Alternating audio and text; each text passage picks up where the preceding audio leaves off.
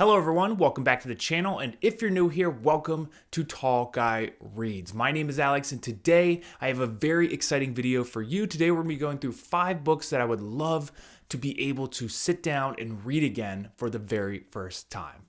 Let's get into it.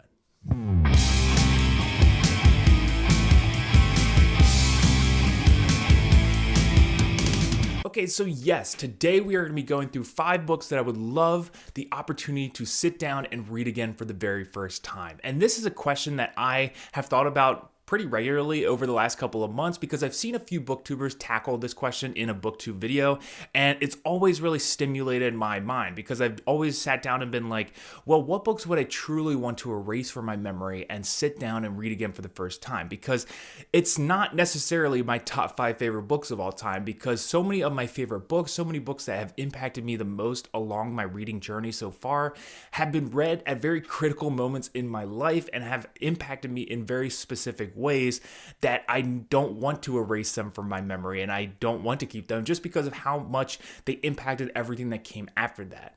However, some of my favorite books are certainly books that I would love the opportunity to sit down and read again for the first time, because they're not necessarily ones that changed my reading trajectory in any major way, but they definitely impacted me, and they're books that I have just really resonated with me ever since I read them for the first time. So that's kind of what this video is tackling here. So when I had this question, I sat down, I put together a list. I had like 25 to 30 books on here, and I kind of took 5 of the books from that list, and it was kind of a combination of fantasy, horror, and some books that I just haven't talked about on this channel before, and I thought it'd make a very interesting video. So those are the ones I'm going to go with today, and if you enjoy this video, please let me know in the comments below, because I would love to make follow-ups for some of the other books I had on that original list. But with that said, and with all that out of the way, without wasting any more time, let's dive right on into this video, kicking off with the first book that I would love to sit down and to be reading again for the very first time.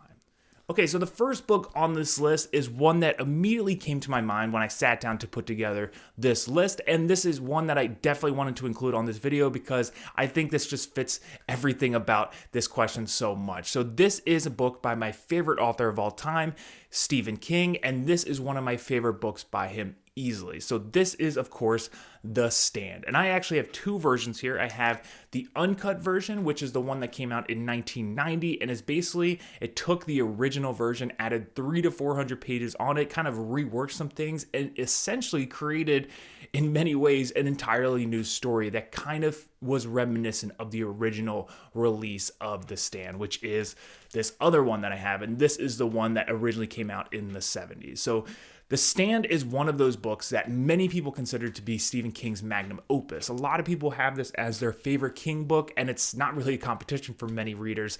It's not my favorite King book, but is certainly a top 3, top 5 book for sure. And it's one of the first books I read by him. However, the reason why it is on this list is because this wasn't the book that made me fall in love with King or anything like that. That absolutely has to go with books like The Shining and Salem's Lot. Those are the first 2 books I read by him, and those are the ones that I was just like, who is this guy? I need to read everything this man has written. However, The Stand is a very interesting story. I actually read this for the very first time, and I read this version. So I read the original release from front to back. I absolutely loved it, and I will never forget the experience of reading this book for the first time. It was just such a roller coaster. I had never read anything like this. Granted, I hadn't read any really post-apocalyptic fiction at all, but this book took the idea of post-apocalyptic fiction into an entirely new realm that I just was not anticipating, and I absolutely loved it. That brings us to the uncut version, which is right here, and this one is the one that I read on my second time through The Stand. I absolutely adore this, and I really loved reading all the additional information that Stephen King poured into the story, and I definitely think it added so much context to a number of characters and moments and situations in this book. Why this book is on this list, why this book is on the list of books I want to read again for the first time, is mainly because I have read this book twice. I've read the original cut version, and I've read the uncut version, and I adore this book so much, but because of the length, I mean, I don't see myself actually sitting down to reread this anytime soon, and it's a bummer because I love this book. Ideally, theoretically, hypothetically, I would love to sit down and read this again, but there's so many other King books out there that I haven't read, long ones as well, and I feel like I will probably more gravitate to trying something else by him rather than sitting down to read The Stand again, and it's just a little bit of a bummer because this is just such a fundamental bedrock to his entire multiverse, especially as it loops into The Dark Tower and some of the other books in this series. And so for Stephen King, this is one of his most popular books out there. And the feeling that I got when I read this for the first time was just so eye-opening and so just amazing. I loved this book to death, and I loved it on the original version. I loved it on the uncut version. And at this point of time, I just feel like I've read this story in 2 different versions, and it feels like I remember so much of it that I just don't see myself sitting down to read it again anytime soon, which is a bummer. So that is why that's on this list, because the opportunity to sit down and read this book for the first time again, to erase it completely from my memory, to have the love for Stephen King that I do, and to have read all the other Stephen King books that I have, but to sit down and read this again for the first time would just be an incredible opportunity. I can't even imagine what that would feel like to sit down and read The Stand again for the first time right now. I am not worried about not liking it. I genuinely think I would adore it just as much as I always have. And I just think that reading it again would be, it'd be a tremendous, tremendous opportunity. Okay, so moving on to book number 2, we're going to kind of shy away from horror and science fiction for a second and move to a book that kind of is on this list for a very similar reason to The Stand, but for also different reasons as well, and we'll tackle those right now. So this book is The Pillars of the Earth by Ken Follett. This is one of the most popular, one of the most recommended epic historical fiction books that has ever been written, and this easily to date is my favorite historical fiction book that I have ever read. Some books have come close. Shogun came pretty close. Some other books I've read have come close, but just nothing has hit the feeling that this book gave me when I sat down to read this book. This was just the most epic journey I could have ever imagined, and it really changed what I felt like historical fiction could give me. This book took a period of history, 12th century England, and it talks essentially about the building of a cathedral and all of the major players and the characters around it, the relationship between the church and the state, and all of the different levels of society and the different characters within each level. And it's just a type of story, if someone gave you that synopsis, you'd be like, that sounds so boring. It might sound interesting, but like the building of a cathedral, how could you write 1,100 pages about that? But wow, I mean, this is an epic thrill ride, a historical fiction just redefined in my opinion. And I was blown away when I read this for that first time. And when I sat down to read this, I was just not expecting a lot. And 100 pages in, I was just like, what the heck? This is nothing what I expected. And it just took me on a journey. It felt so much like an epic fantasy story that because of that, I just fell in love with this book. The reason it's on this list of books that I would love to read again for the first time is because 2 reasons. One, definitely the length. So similar to The Stand, because of its length, I just, I don't see myself picking this up to read again anytime soon, which is a bummer because I do love this book. Theoretically, I would love to reread it, but I think I see myself probably picking up one of the sequels instead to try to add those to the books that I've read in addition to this original book. But I think the other major reason is because The Pillars of the Earth is like an epic fantasy story. I know how it begins, I now know the journey, and I now know how it ends. It's a story that I have lived through, I've experienced, I've enjoyed it to death, and it's one of those books that I feel like the first read is always going to be the most memorable for me. And because of that, I feel like I would love to read this again for the first time because I am not worried about erasing this from my memory and not having ever read this and sitting down to read this again right now, because I am firmly confident if I sat down to read this for the very first time and I've never read it to this point, I would probably still have it up at the top of my favorite historical fiction books because just nothing else has really come close yet for me. And the scale of this, the scope of this, the epic fantasy feel that this that Ken Follett gives to this story of historical fiction and the building of a cathedral and these characters with revenge and love and betrayal and all these major Shakespearean and dramatic passages and moments in this book that just make this book just have you on edge the entire way through. I mean, that first read is just an absolute thrill ride, and to be able to experience that again would be just so much fun. So yeah, The Pillars of the Earth by Ken Follett, my favorite historical fiction book of all time. It's also a book I would love the opportunity to sit down and read again for the first time and to experience all of this again right now for the first time. All right, so with that said, let's move on to book number 3, and this is fantasy for sure. I mean, this is as epic fantasy as you can get in many ways, in some ways not, but we will touch on that when we talk about A Storm of Swords by George R.R. Martin. Book number 3 of A Song of Ice and Fire. If you've read it, you know what I'm talking about. This is one of my favorite fantasy books of all time. It might be my number 2, right up there with like The Lord of the Rings, as some of my favorite fantasy books that I've ever read. This is my favorite book in the series of A Song of Ice and Fire, and it's one of my favorite series that I've read in the genre. It is just amazing. The character work is incredible. The dialogue is fantastic. The plotting is just unparalleled in so many ways. The way George writes this world and builds this world so seamlessly while giving you the amount of climactic action and tension that he does through these sequences in this book specifically, it's remarkable, honestly. So I am currently rereading all these books as part of the A Song of Ice and Fire read-along. We just recently did our A Feast for Crows live show, and I'll link that in the description for you guys if you want to check that out. That was a lot of fun. And we are moving on to the most recently released book in A Song of Ice and Fire, which is A Dance with Dragons, and I'm excited for this one. But I think that of these books, I mean, A Storm of Swords is one, it's my favorite book in the series, but it's also the book I would love to read again for the first time.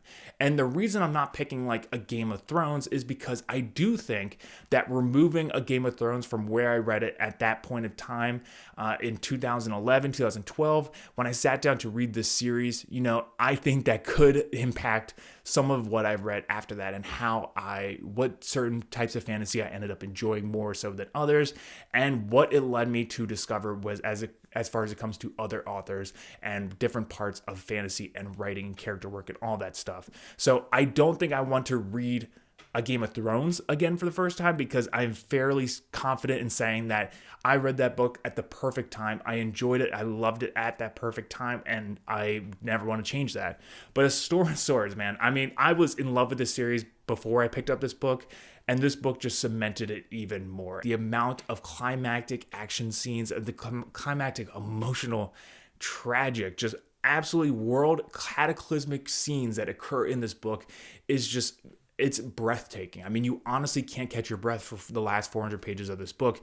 It's crazy how much George crams in here, and at the same time making it feel so natural. Nothing feels forced. It's not feeling like it's there for shock value. Everything is definitely built up in a very deliberate, purposeful, and great gradual way, and it all just comes to a head in this book.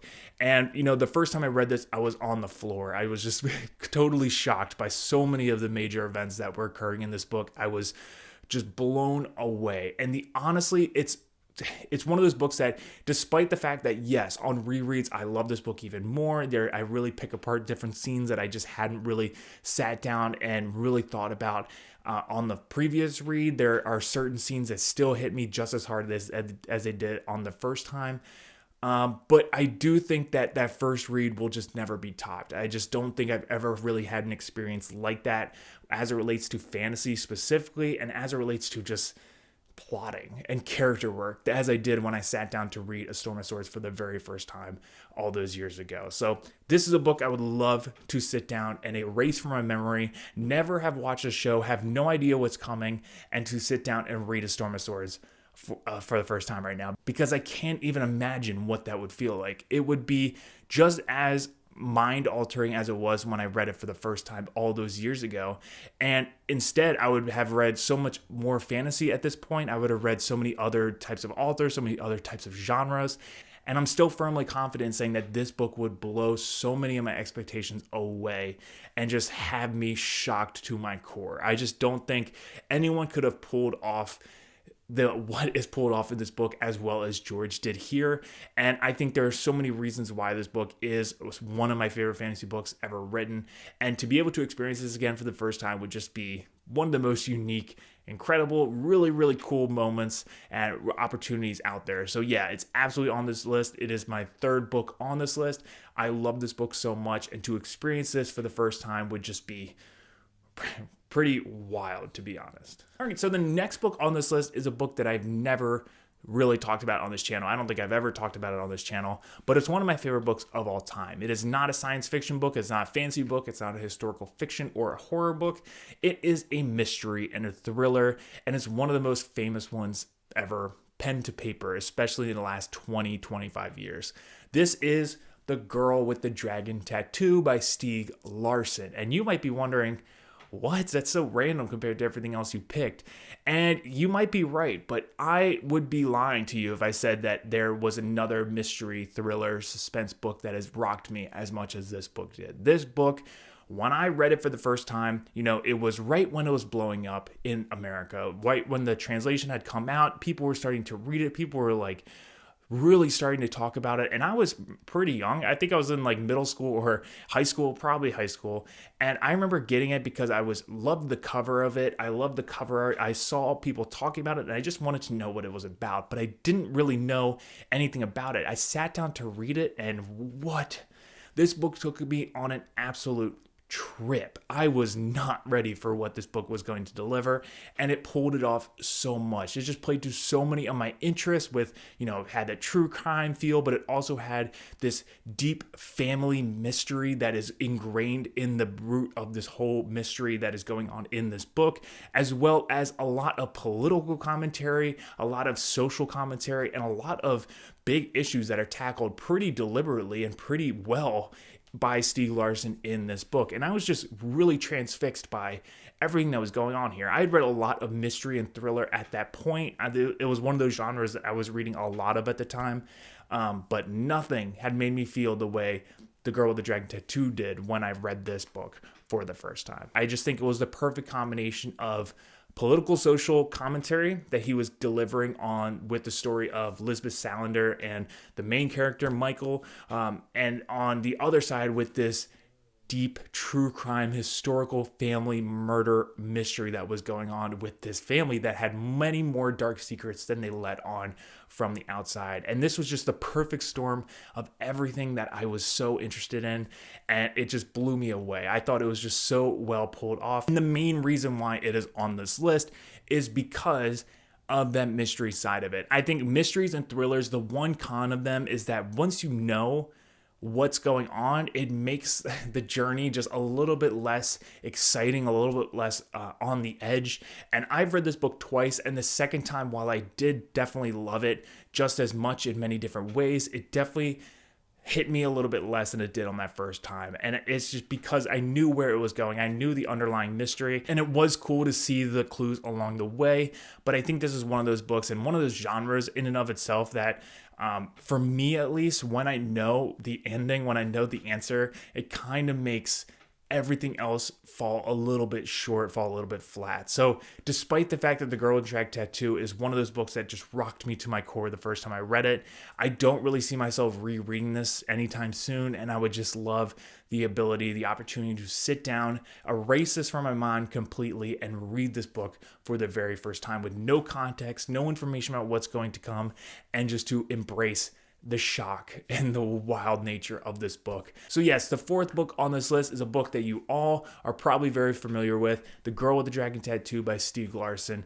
I love this book, and I would love to read this again for the very first time. But that all brings to book number 5. And this is a book that I will never forget reading for the first time.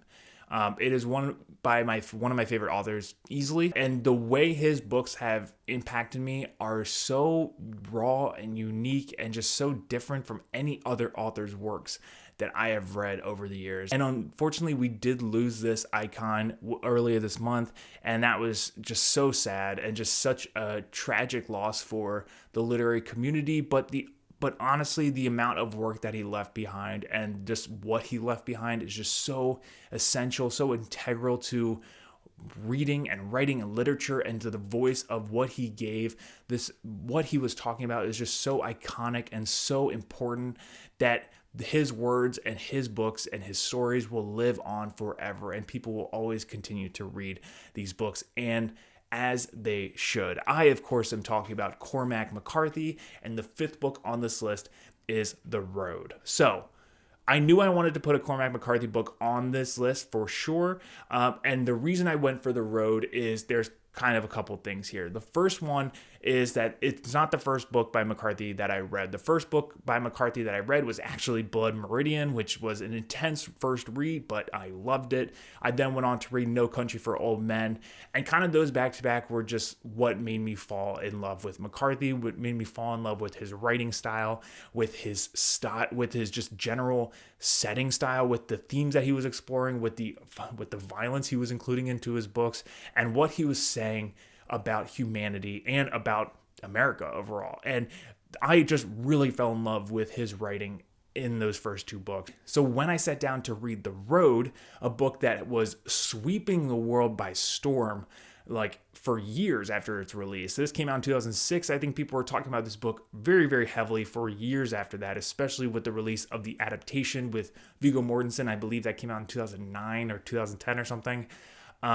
But that's like kind of right around the time that I read this, and this was just incredible. And I think that it's one of those books that will always change every single time you read it. I think especially where you are in life will have a major effect on how this book will play into your feelings, play into your emotions, whether you are a child, whether you are a parent, whether you are, not a parent, but you are getting to that part of your life, whether you are older and you're looking back on the life that you have lived. I just think The Road will really impact so many different people so differently, depending on where they are in life and their life experiences. And I think all Cormac McCarthy books do that, but I think The Road is just one of those really raw, unique, personal, intimate stories that is just utterly devastating, but at the same time is just so beautiful and human. And why it's on this list is because I loved this book the first time I read it, but I truly think that, it's not what made me fall in love with McCarthy. I was already loving his writing. I was already a huge fan of his work by then.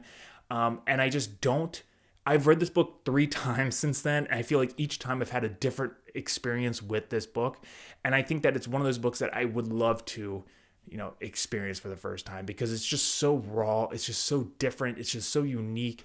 And I think to erase this from my memory, to have never read this, and to be a fan of McCarthy, to sit down and read The Road for the first time right now, I just think that as where I am in my life at this point in time, if I was sitting down to read The Road for the very first time with knowing nothing of what was to come in the story, I think it would genuinely devastate me in the best way possible. And I just wish I could experience that. So I am planning to reread this after I finish my read of the Border Trilogy and Suttree, and I'm excited for it. I do think it's going to hit me just as hard as it did on the first time, but I really do think that the experience of reading this for the first time, knowing nothing of what is to come, is just so unique, and I would love to be able to experience that again right now with The Road. So with all of that said, those are the 5 books that I would love the opportunity to sit down and read again for the very first time, and to experience everything that book and each of these books have to offer without any context of what is to come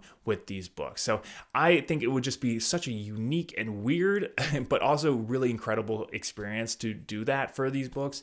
And I am would love the opportunity to do this with these books. So I do have, like I said at the beginning of this video, I do have a list of like 25 to 30 of these books that have meant so much to me over the years, and I would truly love to experience again for the first time. So if you enjoyed this video, you enjoyed me kind of going through these books for this reason, let me know in the comments below, because I would love to do maybe a part 2 with 5 more books that would fit this exact scenario. So at this point, I want to know about you guys. What books would you pick to sit down and read and experience again for the very first time? What books would you like to erase from your memory, erase from your history, to go in without any context of what this book has to offer, and to sit down and to re-experience everything again for the first time? I love this question. I think it is so thought-provoking and interesting, and I love hearing people's answers to this question. So definitely let me know in the comments below what answers you would pick, what books you would pick, and I'm excited to see what you all have to say. But with all that said, I hope you guys enjoyed this video. I hope you enjoyed this content. If you do, please think about subscribing, hitting that bell notification down below if you want to get updates of new videos as they come out. Hitting that like button helps me out, helps the channel out a lot, and I really do appreciate it. So with all that said, I hope you guys have a fantastic day.